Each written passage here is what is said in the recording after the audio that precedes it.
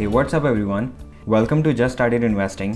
और आज हम जानने वाले हैं इंडिया के top performing equity mutual funds के बारे में। प्लीज़ नोट, हमारी एनालिसिस पिछले 1 साल के रिटर्न्स पर होगी, पर हमारी इन्वेस्टमेंट कभी भी पिछले 1 साल के रिटर्न्स को ध्यान में रखकर नहीं की जाती है। अब इस लिस्ट में जो भी स्टॉक्स सामने आएंगे उनको हम एक एक करके देखेंगे, एनालाइज करने की कोशिश करेंगे कि क्या कोई फंड अभी टॉप पर है तो क्या उसमें इन्वेस्टमेंट किया जा सकता है या करना चाहिए, और अगर कोई फंड नीचे भी है तो क्या उसे स्किप किया जा सकता है या अपनी बकेट में डाला जा सकता है। तो आइए हम जानने की कोशिश करते हैं। फिलहाल आपकी स्क्रीन पर खुला हुआ है मेरा कुवेरा का अकाउंट। मैं अपनी म्यूचुअल फंड इन्वेस्टमेंट जनरली इसी से करता हूँ। ये कोई रिकमेंडेशन नहीं है। आपके पास मल्टीपल ऑप्शंस आपको मिल सकते हैं, you just need to Google it. और सिंस मैं इसे यूज़ करता हूँ तो मैं इसी के इंटरफेस से आपको बताऊंगा कि अभी पिछले 1 साल में top performing equity mutual funds कौन से हैं। तो चलिए शुरू करते हैं। मैंने इक्विटी इंडेक्स पर क्लिक कर दिया। बाय डिफ़ॉल्ट एक स्क्रीन मेरे सामने आई है। मैं यहाँ पे फ़िल्टर में जाऊँगा और यहाँ से मैंने इक्विटी म्यूचुअल फंड पे क्लिक किया। इसके बाद सब कैटेगरी में मैं जाऊँगा और हम क्योंकि सिर्फ लार्ज कैप को कंसिडर करने वाले हैं तो मैं लार्ज कैप म्यूचुअल फंड को ही क्लिक करता हूँ। अब मेरे पास जितने भी म्यूचुअल फंड सामने आ गए हैं सब large cap large cap large cap large cap. ये लिस्ट काफ़ी लंबी है, आप देखना चाहेंगे तो मैं आप लोगों को दिखा देता हूँ। ये बहुत लंबी लिस्ट है, इतने सारे लार्ज कैप फंड्स हैं हमारे इंडिया में और उसमें से भी हम सिर्फ 5 को देखने की कोशिश करेंगे, अदरवाइज़ वीडियो बहुत लंबा हो जाएगा। Franklin India blue chip growth fund जो कि हमारी लिस्ट में टॉप पर है। NAV है इसकी 639.9 रुपीज़। एक दिन में सभी म्यूचुअल फंड ने गिरावट देखी है तो कोई बड़ी बात नहीं। पिछले 1 साल के रिटर्न्स की बात करें तो 65.38% रिटर्न्स दिए हैं इसने और 3 साल में 10.97% रिटर्न दिया है इस फंड ने। सेकंड में है SBI blue chip fund, third में Kotak blue chip fund, fourth में टाटा लार्ज कैप फंड और फिफ्थ में Nippon India large cap bonus fund. अब एज अ न्यू इन्वेस्टर आप लोगों को सबसे पहले इस पर ध्यान देना चाहिए। आपको यहाँ पर ध्यान दें, यहाँ पे लिखा है NAV। तो जो Franklin India blue chip fund की NAV है वो 639.9 रुपीज़ है। वहीं SBI की 54 रुपीज़, कोटक की 338 रुपीज़, टाटा की 300 रुपीज़ और निपॉन की 43 रुपीज़। तो आप लोगों को इस NAV से परेशान होने वाली कोई बात नहीं है, आप इसे स्किप कर सकते हैं।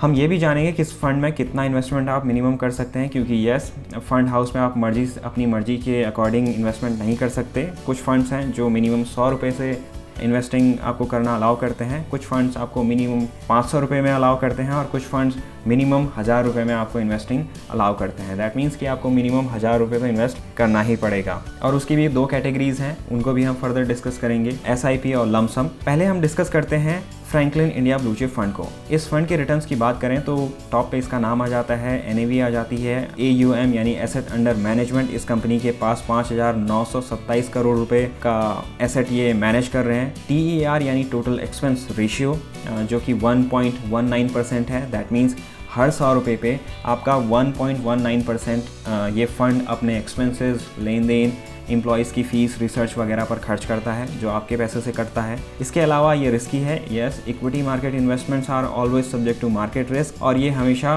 वेरी रिस्की कैटेगरी में ही आता है। उसके बाद हम यहाँ पर देख पा रहे हैं वर्सेस यहाँ पे लिखा है निफ्टी 50। क्योंकि हम लार्ज कैप म्यूचुअल फंड्स की बात कर रहे हैं तो यहाँ पर हमें 2 लाइन्स देखने को मिल रही हैं। एक लाइन है डार्क ब्लू जो कि हमारे इस Franklin India blue chip fund की डार्क लाइन, और जो डॉटेड लाइट ब्लू लाइन है ये हमारे निफ्टी 50 इंडेक्स की ग्रोथ को शो कर रहा है। तो जैसे जैसे रिटर्न्स दिए हैं वैसे वैसे ये जो 2 ग्राफ हैं वो आपको शो कर रहे हैं। तो अभी 1 साल के रिटर्न्स की बात करें तो ये निफ्टी 50 को आसानी से बीट करता हुआ नज़र आ रहा है। बट हम देखते हैं पिछले 1 महीने में क्या हुआ। तो पिछले 1 महीने में हमारा जो निफ्टी 50 है उसने भी अच्छा परफॉर्म नहीं किया और आपके जो फंड है उसने भी -1% का रिटर्न दिया है। 6 महीने की बात करें तो Franklin India blue chip fund ने 32% के रिटर्न दिए हैं। आप ये ग्राफ से इजीली समझ पा रहे हैं कि इसने निफ्टी 50 इंडेक्स को आसानी से बीट किया है, यानी कि इसने काफ़ी अच्छा परफॉर्म किया है। अब हम इसे 3 साल की कैटेगरी में देखते हैं तो ये डॉटेड लाइन ये रही अपर लाइन हमारी निफ्टी 50 की और नीचे वाली डार्क लाइन रही हमारी म्यूचुअल फंड की। तो म्यूचुअल फंड लगातार अंडर परफॉर्म करता हुआ नज़र आ रहा है। तो 3 साल में हमारे जो निफ्टी 50 इंडेक्स है उसने बेहतर परफॉर्म किया है। अब हम निफ्टी 50 इंडेक्स को भी डिस्कस करेंगे। सो डेवलप कंट्रीज़ में may be in the US trade pandits लोगों को सलाह देते थे कि आप लो कॉस्ट इंडेक्स फंड में इन्वेस्ट करें, जो कि आपके इंडेक्स को ट्रैक करता हो। तो ये यूजुअली सस्ते होते हैं, बट इंडिया में ये फिनोमेना रिसेंटली आया है। इंडिया में हमारे एक्टिवली मैनेज फंड हमेशा से इंडेक्स को बीट करते हुए नज़र आते थे। अब बट रिसेंट टाइम में हमारे जो इंडेक्स को बीट कर पाना थोड़ा मुश्किल हो गया है, जो कि साफ नज़र आ रहा है हमारे Franklin India blue chip fund, जो ऑल्दो हमारा टॉप परफॉर्मिंग फंड है लार्ज कैप कैटेगरी में, बट ये हमारे इंडेक्स को बीट नहीं कर पा रहा है 5 सालों में। अब हम इसे कंपेयर करेंगे इसके पेयर्स से। फ्रैंकलिन ब्लू चिप फंड ने एक साल में 65% रिटर्न दिया है। इसी कैटेगरी में अगर हम बाकी फंड्स को देखें तो 58%, 56, 52, 47, 44, 44 सारे के सारे फंड्स एक साल में फ्रैंकलिन ब्लू चिप फंड के आसपास भी नहीं फटक रहे हैं। सिर्फ कोटक ब्लू चिप फंड को छोड़ दें और मिराय को छोड़ दें तो 50 की रेंज में, कैनरा रोबेको को अगर छोड़ दें तो 50 की रेंज में बाकी फंड्स नहीं हैं। और फ्रैंकलिन ब्लू चिप फंड तो 65% का रिटर्न दे रहा है। बट अगर हम इसे 3 साल में कंपेयर करें तो 3 साल की अवधि में कैनरा रोबेको 16% का रिटर्न दे रहा है, वहीं फ्रैंकलिन ब्लू चिप फंड 11% का रिटर्न दे रहा है। ओवरऑल की बात करें तो हमारे मिराय लार्ज कैप फंड ने 17% का रिटर्न दिया है, वहीं एक्सिस ब्लू चिप फंड ने आपको 16% का रिटर्न दिया है, वहीं बीपीएन परिभास ने 15% का रिटर्न दिया है। यहाँ पर आपको एक चीज़ समझनी चाहिए कि इन्वेस्टिंग 100 मीटर रेस नहीं होती है, इन्वेस्टिंग एक मैराथन होती है। तो आपको हमेशा आपके जो म्यूचुअल फंड्स हैं लॉन्ग टर्म में आपको कितना रिटर्न्स दे पा रहे हैं, तो आपको कभी भी शॉर्ट ड्यूरेशन के रिटर्न्स देखकर अपने म्यूचुअल फंड को सेलेक्ट नहीं करना चाहिए। क्योंकि अगर आज के दिन आपको फ्रैंकलिन ब्लू चिप फंड आगे नज़र आ रहा है, कल मिराय आगे आएगा, परसों बीपीएन आगे आएगा, उसके बाद एक्सिस आगे आएगा, और आपको रियल कंपाउंडिंग का कभी फ़ायदा नहीं मिल पाएगा, क्योंकि आपकी जो इन्वेस्टमेंट है वो अलग अलग फंड्स पर डाइल्यूट हो जाएगी। आपको इन्वेस्टिंग का रियल फ़ायदा तब होता है जो इन्वेस्टिंग मनी है वो एक ही जगह इन्वेस्टेड हो और आपको उसमें बेहतरीन रिटर्न्स मिल रहे हों। इसके अलावा आपको एक और चीज़ जो ध्यान में रखने वाली है वो है TER यानी टोटल एक्सपेंस रेशियो। अब टोटल एक्सपेंस रेशियो की बात करें तो हालांकि फ्रैंकलिन ब्लू चिप फंड आपको एक साल में बेहतरीन रिटर्न्स दे रहा है, पर आपसे टोटल एक्सपेंस रेशियो के नाम पर 1.2% आपसे ले भी रहा है। हाँ, अगर ये इसी तरीके से कंसिस्टेंटली रिटर्न्स इसी तरीके से देता रहा जैसे इसने पिछले एक साल में दिए हैं तो 1% कोई ज़्यादा रकम नहीं है। लेकिन अगर ये एवरेज रिटर्न दे रहा है 3 और 5 साल की कैटेगरी में, तो फिर आपको पिक करना चाहिए जो कि सबसे लीस्ट एक्सपेंस रेशियो के साथ आते हों। ऐसे फंड्स को आपको पिक करना चाहिए। ऐसे हमें फ़िलहाल 3 फंड्स नज़र आ रहे हैं यहाँ पे, Mirae large cap fund, Canara Robeco fund और एक्सिस ब्लू चिप फंड। यहाँ पे सिर्फ इतने ही नेम है, तो ज़रूरी नहीं कि सिर्फ इतने ही हो, और भी फंड्स हो सकते हैं जिनका एक्सपेंस रेशियो इससे भी कम हो सकता है। एक और चीज़ जो आपको ध्यान में रखनी है वो है कैटेगरी का एवरेज। अगर हम कैटेगरी एवरेज से बात करें तो ये सारे फंड रफली अपनी कैटेगरी एवरेज से ऊपर ही हैं। पिछले एक साल के रिटर्न्स की बात करें तो सबसे नीचे एक्सिस ब्लू चिप फंड है, उसने भी अपनी कैटेगरी के ऑलमोस्ट इक्विवेलेंट रिटर्न दिया है। 3 साल की बात करें तो इसने अपनी कैटेगरी को बहुत ही आसानी से बीट किया है, 15%, कैटेगरी एवरेज है 10%। कैनरा रोबेको ने 16% के रिटर्न दिए हैं। वहीं अगर हम ओवरऑल की बात करें तो कैटेगरी एवरेज 16% है, और यहाँ पे सिर्फ आपका मिराय लार्ज कैप फंड इसे बीट कर पा रहा है। तो आप क्या आपका जो फंड है वो आपके बेंचमार्क को बीट कर पा रहा है? क्योंकि अभी हम लार्ज कैप की बात कर रहे हैं तो यहाँ पे निफ्टी 50 को हम बेंचमार्क लेंगे। जब हम मिड कैप की बात करेंगे तो हमारा जो बेंचमार्क होगा वो निफ्टी मिड कैप 100 होगा, और जब हम स्मॉल कैप की बात करेंगे तो हमारा बेंचमार्क होगा निफ्टी स्मॉल कैप 100, ये हमारा बेंचमार्क होगा। बट अभी ये लार्ज कैप की बात हो रही है तो येस, एक साल में इस फंड ने अपने बेंचमार्क को क्लियरली बीट किया है। क्या कैटेगरी एवरेज को बीट किया है? येस, ये टॉप परफॉर्मिंग था तो कैटेगरी एवरेज को बीट किया है पिछले एक साल में, लेकिन 3 साल में ये अपने कैटेगरी एवरेज को बीट नहीं कर पा रहा है, और ओवरऑल भी अपने कैटेगरी एवरेज को बीट नहीं कर पा रहा है। तो अब आपको देखना है कि आपके पास इससे बेहतर ऑप्शन है। प्लस यहाँ पे आपका जो एक्सपेंस रेशियो है वो भी 1.2% है। हालांकि हमें इस बात पर फोकस नहीं करना चाहिए। कई बार आपको ऐसा भी देखने को मिल जाता है कि कुछ फंड्स बेशक आपसे ज़्यादा एक्सपेंस रेशियो लेते हैं, लेकिन वो एक्सपेंस रेशियो वर्थ इट होता है, यानी कि आपको उतना रिटर्न भी मिल जाता है। अगर आपको उतना रिटर्न भी मिल रहा है तो डेफिनेटली आप थोड़ा बहुत एक्सपेंस रेशियो ज़्यादा भी पे कर दो तो भी उससे फ़र्क नहीं पड़ता। बट अगर आपको एवरेज रिटर्न मिल रहे हैं तो आपको यूजुअली सबसे लो कॉस्ट म्यूचुअल फंड में इन्वेस्ट करना चाहिए। अब हम इसके परफॉर्मेंस की बात करें, पिछले एक साल में इस फंड ने 1,65,000 बना दिया आपकी 1 लाख की इन्वेस्टमेंट को। वहीं अगर आपने सेम अमाउंट की FD कर दी होती तो आपकी 1 लाख का 1.65 लाख बन गया होता एक साल में। वहीं सेविंग बैंक अकाउंट में अगर आपने पैसे छोड़े होते, जो कि यूजुअली लोगों के पड़े ही रहते हैं, तो आपके बैंक अकाउंट वैल्यू 1,03,500 रुपये होती। वहीं 3 साल की बात करें तो 1,33,000 इसने आपके फ़ंड को बना दिया है। वहीं आपको सेविंग्स बैंक अकाउंट में पड़े होते तो ये सिर्फ 1,10,000 ही पड़ा रहता। अब धीरे धीरे लिटरेसी इंक्रीज़ हो रही है, फाइनेंशियल लिटरेसी लोगों की इंक्रीज़ हो रही है, लोग तेज़ी से फाइनेंस और इन्वेस्टिंग सीख रहे हैं, कर रहे हैं, ये अच्छा साइन है। बट अभी भी बहुत सारे ऐसे लोग हैं जिनकी बहुत बड़ी बड़ी रकम सेविंग्स बैंक अकाउंट में या फिर ज़्यादा से ज़्यादा एफडी में पड़ी रहती है।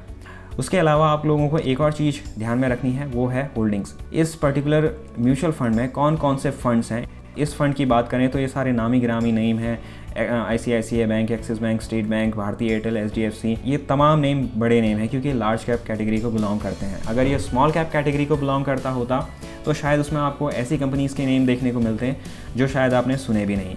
ओवरऑल इंडस्ट्री की अगर हम बात करें तो इसमें फाइनेंशियल सर्विसेज का कंट्रीब्यूशन सबसे ज़्यादा है जो कि 35.4% है, basic materials 11%, health care 9.9%, industrial 8.2%, utilities 8%। Other information की बात करें तो मिनिमम आपको 500 रुपये की SIP करनी होगी। अगर आपको लमसम अमाउंट करना है, यानी कि आप एक साथ पैसा इन्वेस्ट करना चाहते हैं, आप महीने के महीने पैसे इन्वेस्ट नहीं करते हैं, तो आपको अपनी इन्वेस्टमेंट बढ़ानी होगी और आपको 5,000 रुपये मिनिमम इन्वेस्ट करना होगा। उसके बाद आप उसमें एडिशनल लमसम का मतलब होता है, सपोज़ आपने 500 रुपये पर मंथ की SIP कर रखी है, हर महीने आप 500 रुपये अपने फ़ंड में इन्वेस्ट करते हैं और अचानक से अगर मार्केट गिर जाता है, आपको अपॉर्चुनिटी नज़र आती है मार्केट में, आपकी NAVs रिड्यूस होती हैं, तो आप चाहेंगे कि ज़्यादा से ज़्यादा यूनिट्स आप खरीद पाएँ। ऐसे केसेस में आपको मिनिमम जो एडिशनल लमसम आप कर सकते हैं वो 1,000 रुपये का इन्वेस्टमेंट एडिशनल कर सकते हैं, जो कि आपकी SIP से अलग होगा। इसमें लॉक इन पीरियड कुछ नहीं है, कुछ फंड्स होते हैं डेफिनेटली जो कि 3 साल के लॉक इन पीरियड के साथ आते हैं, यानी कि आप उसमें जो पैसे डाल देते हैं आप उसे 3 साल से पहले नहीं निकाल सकते। एग्ज़िट लोड की बात करें तो इसमें 1% एग्ज़िट लोड है, यानी कि आपको 1% अपनी इन्वेस्टमेंट का देना पड़ेगा अगर आप अपनी इन्वेस्टमेंट को 1 साल से पहले निकालते हैं तो। अब यहाँ पर आपको 2 चीज़ें समझनी होंगी। सपोज़ आपने जनवरी में 500 रुपये की SIP स्टार्ट की, अगले साल जनवरी में आप उसे रिडीम करना चाहते हैं, यानी कि आप अपना पैसा निकालना चाहते हैं, तो 1 जनवरी को अगर आपने SIP स्टार्ट की, अगले साल की 1 जनवरी को उसे 365 दिन हो जाएंगे, यानी कि उसे 1 साल कंप्लीट हो जाएगा। तो आपकी जो पहली इंस्टॉलमेंट जो थी, पहली SIP जो थी, उस पर कोई एग्ज़िट लोड नहीं लगेगा। लेकिन फरवरी, मार्च, अप्रैल, मई, जून और दिसंबर तक की जितनी भी आपकी SIPs थी उस पर आपको एग्ज़िट लोड देना पड़ेगा 1% का। तो यहाँ पर आपको एक फ़ायदा लमसम अमाउंट में ये हो सकता है कि 1 साल के बाद अगर आप 1 जनवरी को सपोज़ आपने लमसम अमाउंट किया इन्वेस्ट और अगले साल ठीक 1 साल बाद आप 5,000 रुपये निकाल लेते हैं, प्लस आप जो भी आपको गेन या लॉस वगैरह जो भी हो रहा है वो आप निकाल लेते हैं, तो आपको कोई भी एग्ज़िट लोड नहीं देना पड़ेगा। तो ये कुछ डिफरेंसेस हैं जो आपको ध्यान में रखने चाहिए। इसी तरीके से हम अपनी बाकी की कैटेगरीज़ को देखते हैं। SBI blue chip fund, Kotak blue chip fund, इसमें भी 1 ईयर में 59%, 3 साल में 10%, कोटक ब्लू चिप फंड 1 साल में 58%, 3 साल में 13%, टाटा लार्ज कैप फंड में 1 साल में 58%, 3 साल में 10%, Nippon India large cap bonus fund में 1 साल में 56% का रिटर्न मिला है, वहीं आपको 3 साल में 8.46% का रिटर्न मिला है। अब मैं आपको एक ट्विस्ट दिखाना चाहूँगा, उसके बाद हम अपनी वीडियो को एंड करेंगे। वो ये कि जब आप इसकी ड्यूरेशन को 1 साल से बढ़ाकर 3 साल कर देते हैं तो नज़ारे बदल जाते हैं। अब यहाँ पर वो नेम नहीं नज़र आ रहे हैं, कोटक को छोड़ करके सारे ही नेम बदल चुके हैं। SBI नहीं है, फ्रैंकलिन नहीं है, टाटा और निपॉन भी नहीं है, ये सारे के सारे रिप्लेस हो चुके हैं। सो अगर आपकी इन्वेस्टमेंट होराइजन बड़ा है, जो कि जनरली होना ही चाहिए इक्विटी म्यूचुअल फंड में, क्योंकि बिकॉज दे आर रिस्की, आपको हमेशा 3 साल या फिर इससे ज़्यादा के रिटर्न्स भी ध्यान में रख करके ही इन्वेस्टमेंट करना चाहिए। ऑल्दो जाते हुए मैं आपको ये भी बताना चाहूँगा, पास्ट रिटर्न्स आपके फ्यूचर रिटर्न्स की गारंटी नहीं होते हैं। तो इन्वेस्टमेंट करने से पहले सिर्फ आपको 1 ईयर 3 ईयर्स रिटर्न्स को ध्यान में ना रखें, इसके अलावा भी कई सारे पैरामीटर्स हैं जिन पर आपको अपने म्यूचुअल फंड को तोलना चाहिए। तो आई होप आपको ये वीडियो पसंद आया होगा। That's it for today. Thank you so much.